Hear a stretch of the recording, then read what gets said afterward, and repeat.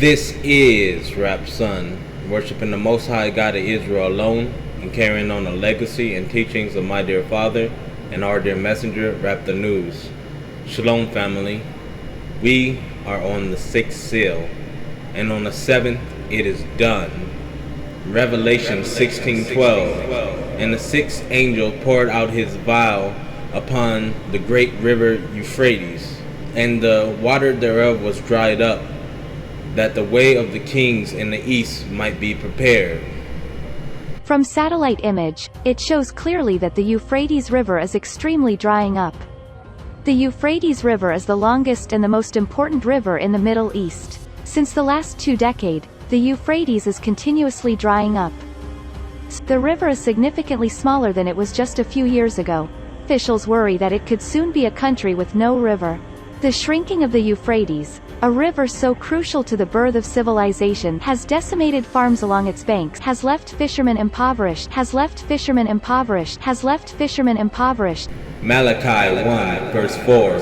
Whereas Edom saith, we are impoverished, but we will return and build the desolate places. Thus saith the Lord of hosts, they shall build, but I will throw down, and they shall call them the borders of wickedness, and the people against whom the Lord hath indignation forever. Jeremiah 50:38. A drought is upon her waters, and they shall be dried up, for it is the land of graven images, and they are mad upon their idols. Utah's Great Salt Lake is shrinking, and kayaker Brian Footen runs a company called Earthviews, and it's documenting its demise. He tells CBS News he uses a 360-degree camera so anyone can see what's left. So 30 years ago, we would have been over there along the side of the mountain, and there would have been a shoreline actually, not a lake bed. Back then, the Great Salt Lake covered some 3,000 square miles. Now, it's at its lowest level ever recorded, covering less than 1,000.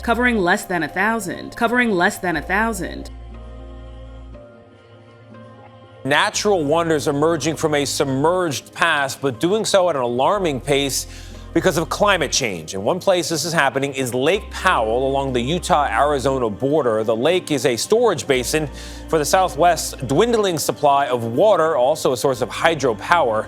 And a mega drought has drained the lake to historically low levels. They've been casting along these canyons for decades. Hey, caught one. They're worried that the wall in front of their favorite fishing hole will just keep getting taller. I'm looking at spots that 30, 40 feet up the wall where my bait was hitting where I was fishing just a year ago. So you're saying literally a year ago, this boat we're on right now would have been 30, 40 feet up there? Yep. It's absolutely crazy how much it's come down. Lake Powell has dropped nearly 40 feet in just 1 year. These satellite images show how quickly it has shriveled up during a 22-year-long mega drought. As climate change makes the West hotter and drier, this massive reservoir is now less than 24% full.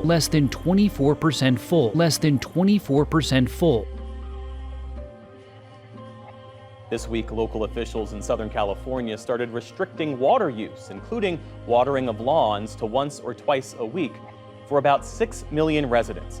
It's also having a major impact on Lake Mead, which is a major source of water for agriculture and for millions of people in the American West. The mega drought is connected intimately with climate change, of course. The Colorado River Basin, a lifeline of the American Southwest, is shrinking. And with it, the country's 2 largest reservoirs are going dry.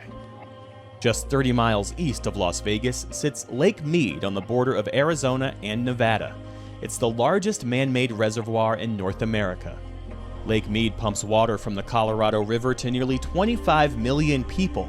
It's a major water source for residents and tribes in Arizona, Nevada, California, and parts of Mexico. About 75% of the water goes to irrigation for agriculture that supplies about 60% of the food for the nation that's grown in the United States.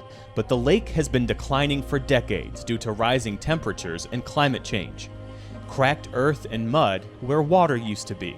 Now it's only 30% full.